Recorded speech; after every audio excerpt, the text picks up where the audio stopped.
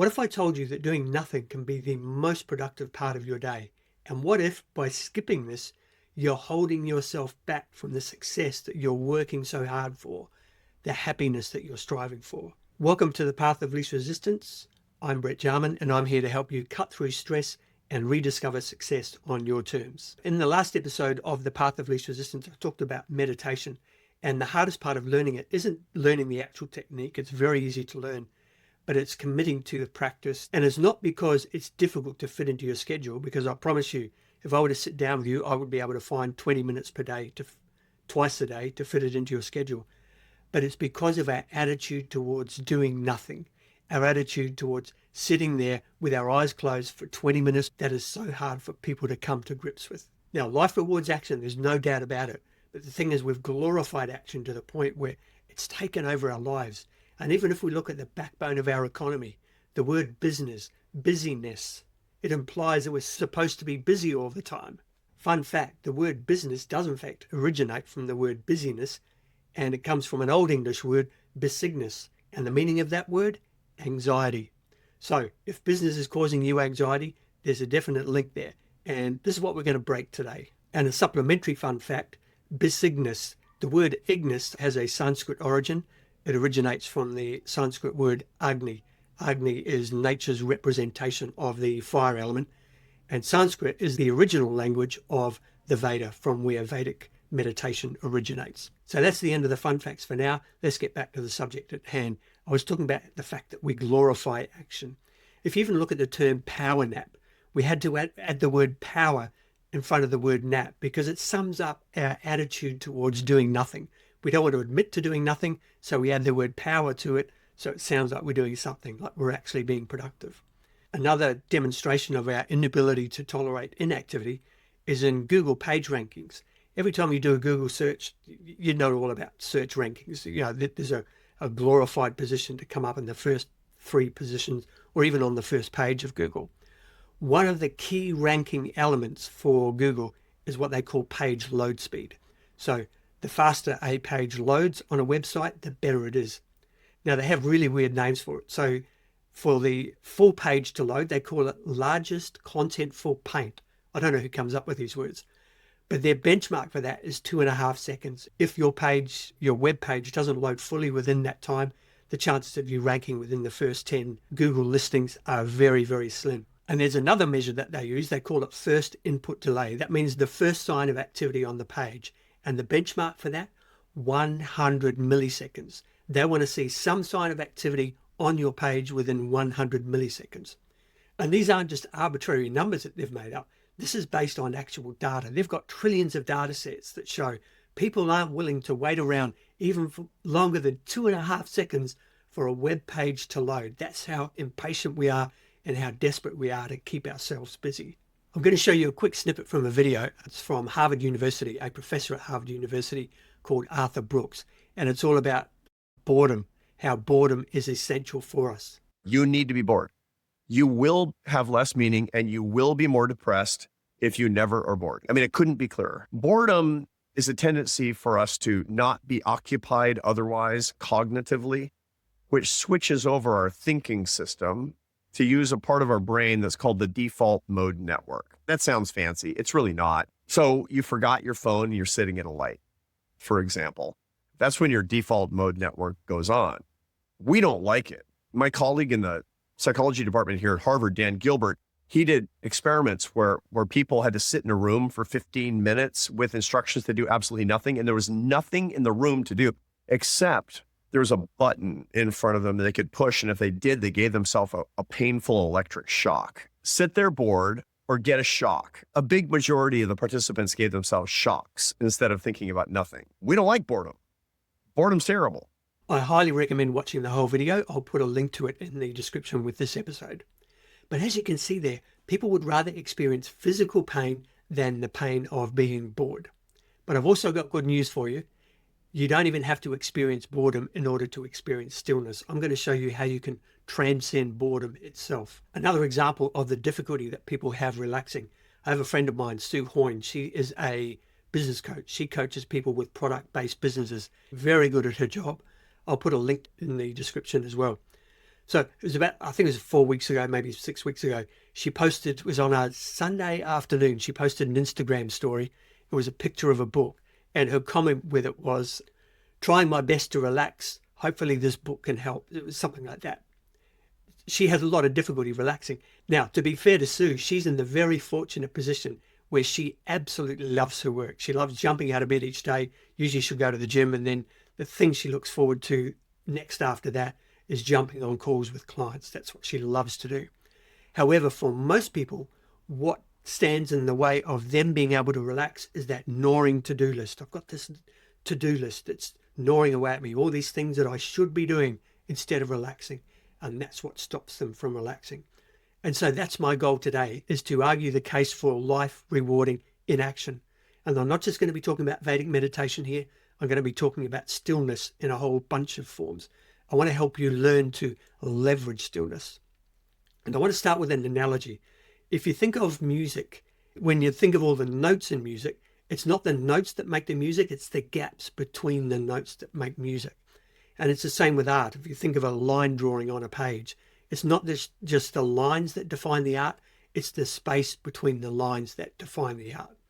And in your case, I want you to understand that stillness as part of your regular day-to-day activity, not something that you occasionally do, but something that you do frequently throughout the day, is part of what's going to help you develop a rich, fulfilling, successful life. I want you to understand that rest isn't laziness, it's leverage. Think of all the great thinkers who had their best insights when they were being restful. Archimedes had his famous eureka moment when he was getting in the bath. Sir Isaac Newton was sitting in the garden at his family manor when he saw an apple drop, and suddenly everything clicked into place about gravity, and he understood what it is that keeps the moon in orbit and keeps things attracted to each other. And even you, there would have been times in your life where you've had your greatest insights, whether it be in the shower, going for a walk or whatever. That's when things click in. How many times have you struggled for a fact or tried to remember a name or something, and it's only later when you relax, when you're not being stressed, that the insight comes in, either the memory or the problem gets solved. There are a lot of great thinkers who deliberately tried to create what we call a hypnagogic state. That's that state in between waking and sleeping, very similar to the transcendent state that we get to in Vedic meditation. So there were thinkers like Salvador Dali, Thomas Edison, Albert Einstein. They used a method called the key method, where they would sit with their eyes closed and they would have a key in their hand and an upturned plate or a bowl on the floor below them.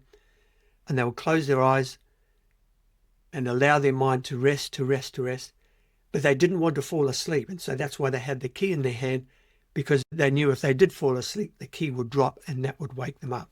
They wanted to access that hypnagogic state so that they would access their deepest thinking.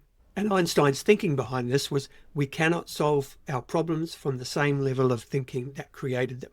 He knew that he needed to access a different state of consciousness in order to solve problems. And this aligns with the teachings of Maharishi Mahesh Yogi. He said, there are no problems, only problem consciousness. He's the teacher in India who brought the wisdom of Vedic meditation out into the world. In fact, my teacher, Tom Knowles, he spent about 26 years with Maharishi Mahesh Yogi. I learned my technique from him, and Tom has since taught me how to teach Vedic meditation as well. Now, I said I'm not going to talk exclusively about Vedic meditation today, but I do want to just go into it a little bit more detail, because to me, it's the ultimate restful state.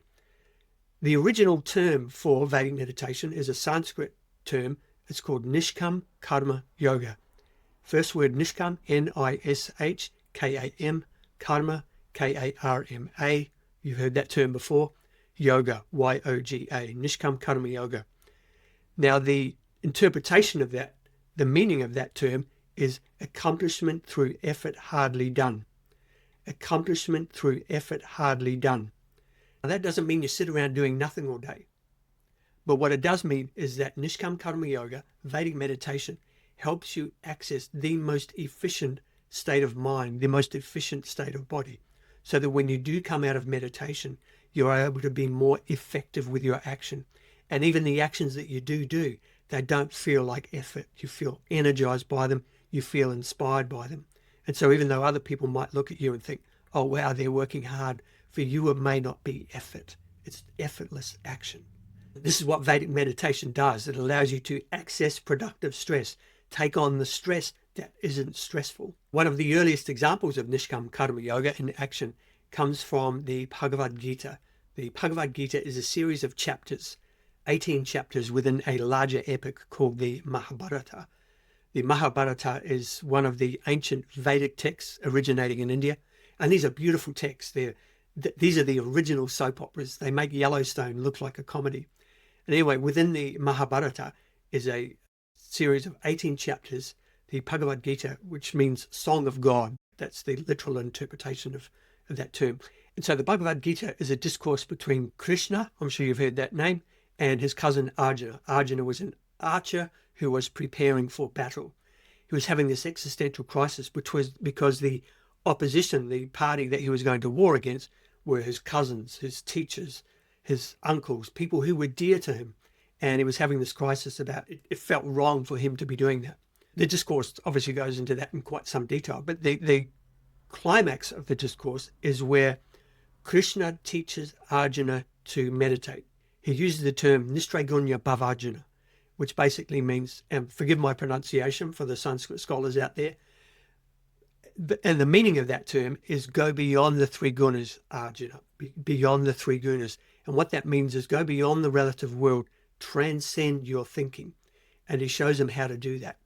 And then the follow-up to that is the term Yogastha Kuru Karmani. Yogastha Kuru Karmani. And what that means, established in being with a capital B, perform action. Established in being, perform action. So to sum that up, what he says to Arjuna is go beyond the three gunas, transcend, meditate, and then from that point, that's where you need to take action.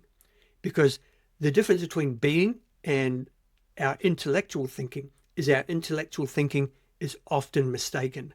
Whereas when we're established in being, we bypass the mistaken intellect and we're able to take action that is more righteous, more aligned with what nature needs us to do.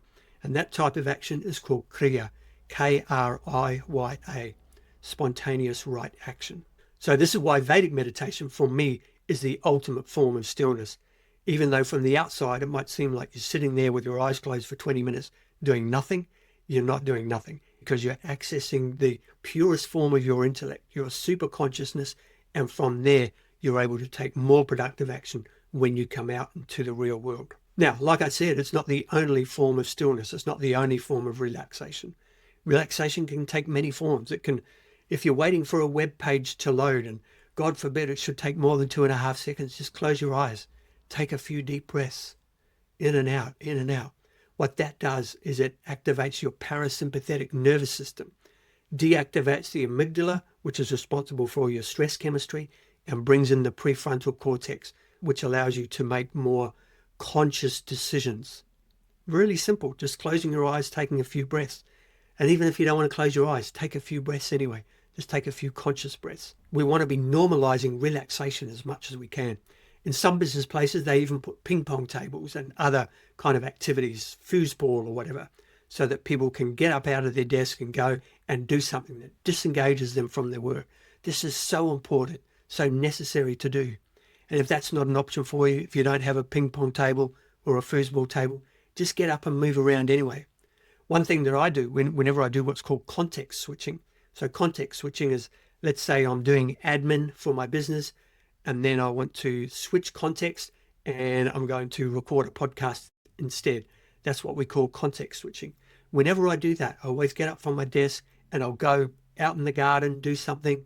I might pick some grasshoppers off the basil, whatever. Just something that gives my mind a break. And metaphorically, I switch hats. So I take my admin hat off and I put my content production hat on. These are really simple things that you can do, but you want to have this sort of barrier in between activities, because most people, they go from one activity to another, to another, to another.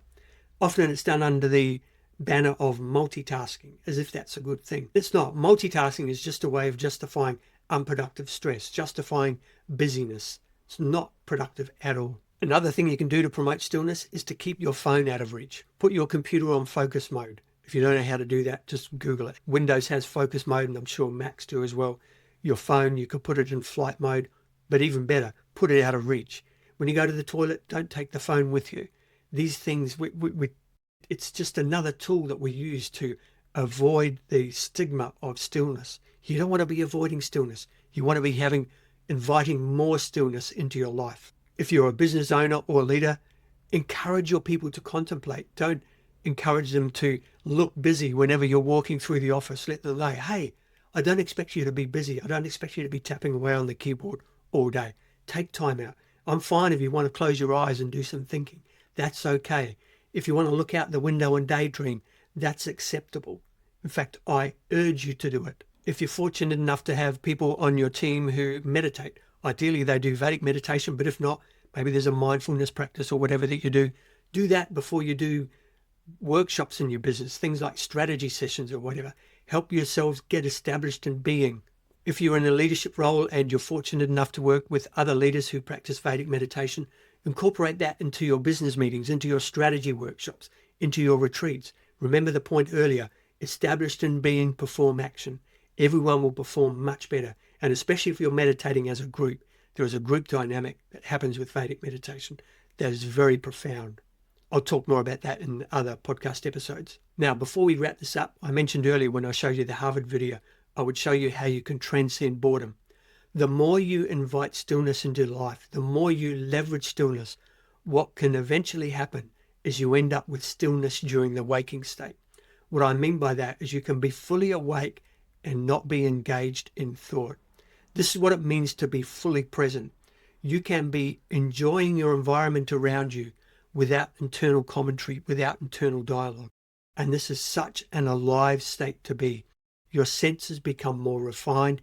You become more attuned to the beauty that's around you, to everything in life that's worth celebrating. So this isn't just an exercise in being productive. It's an exercise in being more fully alive. That's what's available to you. This is the ultimate in leveraged stillness. So whether you practice Vedic meditation or not, there are so many opportunities throughout the day where you can bring it into your life. And I urge you to do that. So if this resonated, please share it with someone you know who needs a reminder that rest is productive. And if you'd like more on how you can cut through stress and rediscover success, please subscribe or have a look in the description below and you'll see links to my other content platforms.